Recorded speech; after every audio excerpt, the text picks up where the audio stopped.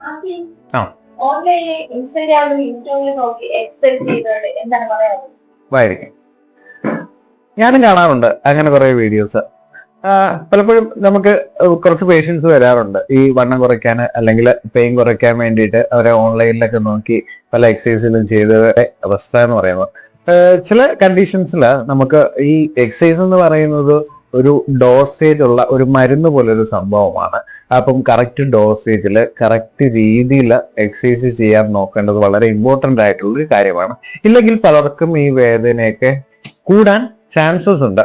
Okay, അപ്പൊ അതുകൊണ്ട് ഇപ്പൊ ഒരു എക്സസൈസ് ഒക്കെ ചെയ്ത് തുടങ്ങുന്നതിന് മുന്നേ മീൻസ് അവരുടെ എന്താണ് പ്രശ്നം, ബാക്ക് പെയിൻ ആണെന്നുണ്ടെങ്കിൽ അത് കറക്റ്റ് ആയിട്ട് ഡയഗ്നോസ് ചെയ്തിട്ട് അതിന് കൃത്യമായിട്ടുള്ള എക്സസൈസുകൾ ചെയ്യേണ്ടത് വളരെ ഇമ്പോർട്ടൻ്റ് ആയിട്ടുള്ള ഒരു കാര്യമാണ്.